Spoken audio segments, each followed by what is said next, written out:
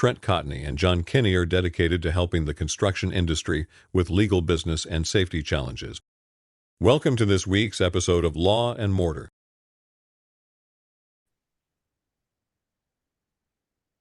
Hey, this is Trent Cotney. I'd like to welcome everybody to another episode of Law and Mortar. This is Magic episode 88. As always, I'm here with John Kenney. John, how are you doing? Doing great. It's always good to be here and talk about what's hot and what's not out there. I love it. Yeah, absolutely. And it's interesting. I always joke around, it's gotten to where I don't trust the news, I don't trust social media, but if that phone rings, then I know there's something to it, especially if I get multiple calls. And it's still hottest topic of conversation right now is subs, subcontractors, how to use them, how to manage them. As I think we've talked about on previous episodes, they recently did a change to Department of Labor did a change to the independent contractor rule that is more employee friendly now, meaning that they're looking to say that you misclassified a subcontractor and they should really be an employee and you should be paying payroll tax on them. So as you can imagine, Jonathan, fielded a ton of calls, from contractors concerned about that, asking what they can do to shore up their subcontracts, et cetera. Also some regulations that I've seen. Minnesota's got a regulation right now that is pretty tough on misclassification.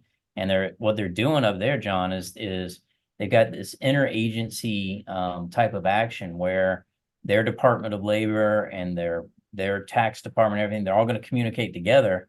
So if you get fined with one, you're going to get fined by all of them. A little scary for contractors. But what are you hearing? I know from the business and operations side, you've got to have contractors that are concerned about it. Yeah, I mean, even I talked to one the other day around even here in the state of Florida, the workman's comp board, the ones that will go around and check your workman's comp right on the jobs. You don't usually hear too much about that, but they got somebody on sub. So a lot of times I hear from contractors, it's the federal government with these new sub. Well, no, the states are all going to be on board with it too, because that's lost revenue that they're seeing if it starts to go. So I think it is a big problem. But from the business side, I think taking the legal side out that you just covered and all that, there's a huge issue on managing, accounting for, and dealing with subcontractors, which of course then create even more legal issues down the road. But one of the things, like I talked, when it comes just to estimating and pricing, are you getting a clear scope with your subcontractors? Because it's important. You're responsible for them. Work down the line with your client. Is it being done correctly? Quality, safety, managing subcontractors. Honestly, if you're into a world of subcontractors, you almost need one in-house employee supervisor to full-time sit on a job to make sure that your company's reputation, your safety, your legal aspects are all being protected. It's not as easy as just thinking that you're a construction manager like a GC is and having a job field office and managing a bunch of subs. It's a whole new world. I think for contractors on multiple fronts.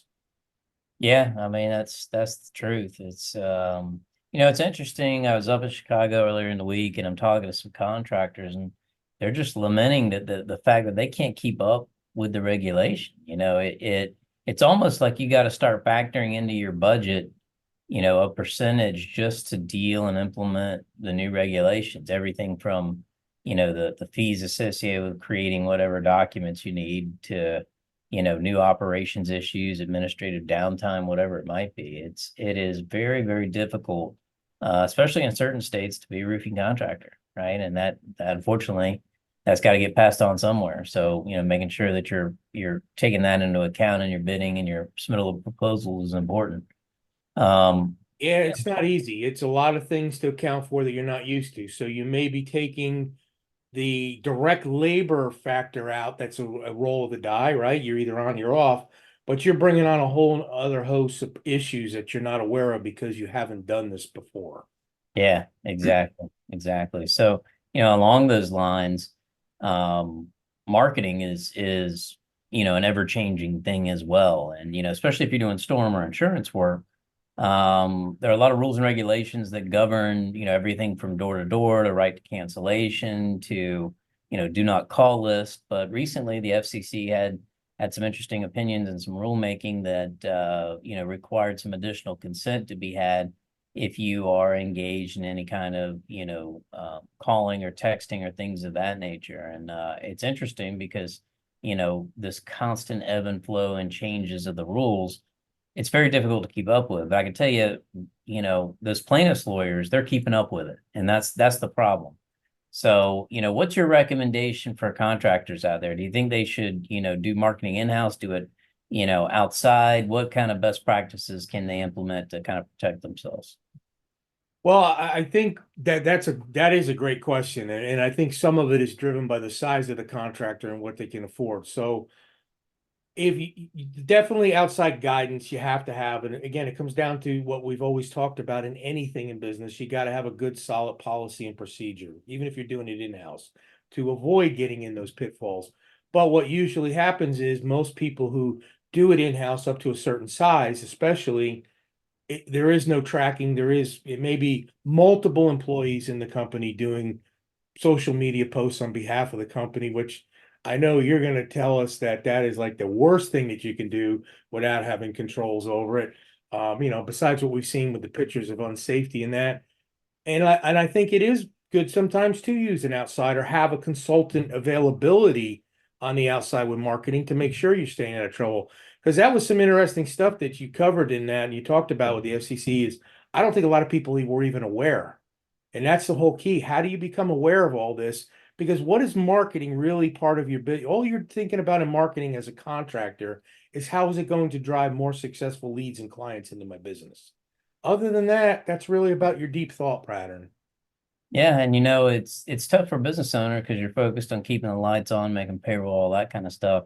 It's what you don't know that kind of keeps you up at night. There's so many rules and regulations and taxes and this, that, and the other. And the best way to keep informed, obviously, is talk to your peers, get involved with groups, associations, things like that. You got to stay in the know. Listen. Go to Rupert's Coffee Shop, go to Roofing Contractor, go to all the resources out there that are discussing the construction related issues, and keep your ears open. That's the only way you're going to hear about some of this stuff because a lot of it does fly under the radar. And it's like everything in construction, it's not a problem until it's a problem, and then it's a big problem. Exactly. Until you're defending something that you went down the wrong road, then that's when it becomes a real problem. Yeah. So I want to talk a little bit now, John, about what we got coming up. I know you got some exciting things coming up. I'm going to be speaking for NRCA. I'm speaking on the latest contract provisions. So I'm doing 25 new contract provisions that have been drafted for very specific situations. These aren't boilerplate type things. Going to roll that out in a webinar presentation, and then hopefully get some good questions out of that. Obviously a lot of other things coming up as we move into summer, including FRSA's Expo, but I understand, you've got a lot of interesting things going on with estimating training. Why don't you tell the folks what you're doing? Yeah, I've been, those that follow the posts on social media, going back to that, I've been traveling pretty much around the different areas of the country doing a couple day worth of really intense estimating training. So why I say it's really intense, because it could be spread out over a week, but we're doing it in 2 days. I am getting you the basics and the understanding from beginner all the way up to more of the skills and the art part of estimating. So that's looking real good. And we can announce here today, actually in July, I haven't made the official announcement, but I'm going to have a 2-day workshop academy right here in Lakeland, Florida, that'll open up to the industry. And that's where we're going to deep dive. We're going to really get into that commercial estimating woes of understanding of how you put FM to work, how you do ASCEs, how all those things affect in roofing. Because if you know me, and I know a lot of you do know me, I am a super fond believer that estimating is the first foundation block that you've got to get right. When that's off, everything else doesn't matter. You're building a house on top of a styrofoam foundation, and that's not good. So yeah, we enjoy that. And again, we got the FRSA coming up, and I'm looking forward to that in June this year, early June. Yeah, June, a little bit early. Well, I'm not just saying this because you and I are on this podcast together, but I've had the privilege of being able to see some of your seminars and webinars on estimating. And I got to tell you, you are the guru when it comes to deep dive estimating. A lot of the stuff that's out there is fluff, is feel good type stuff. You really go into depth, and if you are a true estimator or you're someone that wants to get into that, this is that type of course. This is not fluff. This is, it's real world stuff. And even though like I got to count on my fingers, I'm not that bright when it comes to that kind of stuff. Just listening to it really helped me get a better understanding, from an outsider looking in, what goes into it. So really encourage everybody to take advantage of John. He is a resource for the industry. To be perfectly frank, I can't think of anybody that has your experience or is offering what you do in the estimating realm. So, kudos to you. Along those lines, perfect segue, John. All right.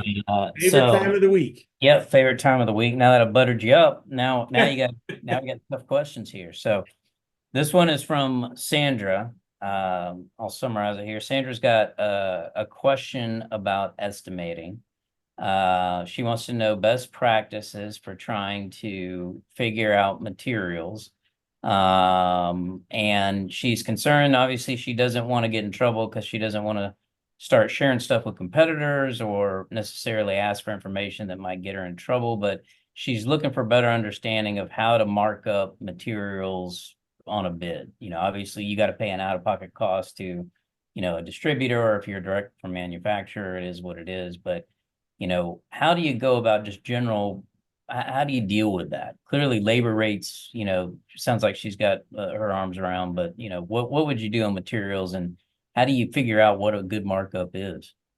Well, it's that's a great question, and it varies between company, but first thing you do is make sure you got all your materials right. That's where I see most of the mistakes being made. So I always, when I talk to somebody and I'm training them, you want to be able to close your eyes and visualize how you're building that roof once you have the understanding of the specs and the outcome. Then you get your list of materials, list them all accurately, keep your units the same, so you're not mixing it up. What I mean by that is, if you've got a pail of glue, don't call it a pail in one spot and a gallon in another, and in each. Whatever you're going to use as your units, get that right. Now, as far as what you're asking in pricing, there's 2 steps to that. And I think part of this was, I don't really want to talk to my competitors or get it out there. One thing you can do as far as getting your pricing from your vendors or suppliers, you can work with them ahead of time and kind of get a pre-price list based upon the quantity and the type of materials you're doing, and have that set up with your vendors, that they're going to give you an early alert to when prices are going to change. So that way you don't have to do it on every job. Then other than that, just make sure you got your taxes included on top of it.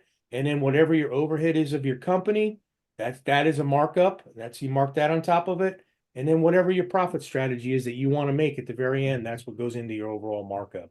So I know you kind of a broad question. I hope I answered that to what you were looking for, but if not, please feel free to send us an email, reach out later, and I can deep dive more into it. Yeah, I think that's great advice, and the key thing is just stay consistent, right? It doesn't matter how many times you've done something. And great examples. I'm getting ready to file a lien foreclosure suit. I've probably filed 1,000 plus at this point in my life. I still go back to the rudimentary form and make sure I've checked every box. Even doesn't matter how many times I've done it, I still go through that. And it's that routinization where you make sure that you're not missing anything. Double and triple check. And you have to be right. Yeah. Yep, absolutely. What is it? Slow is smooth, smooth is fast, right? There you go. So, all right. Well, another great episode, John. Thanks as always. I'd like to, thank all our listeners out there for making us #1 construction law podcast in the world. We will continue to keep you updated and hopefully get another podcast episode out here in the next week or two. If you ever need to reach me, you can reach me. I'm Trent Cotney. You can reach me on social at Trent Cotney or trent.cotney@arlaw.com. John, how can they get you? Same way, John Kenney on social media, or you can reach out me email, which is jkenny@cotneyconsulting.com. Always looking forward to hearing from you. Yeah, great. Thank you guys, and we'll talk to you soon. Take care now.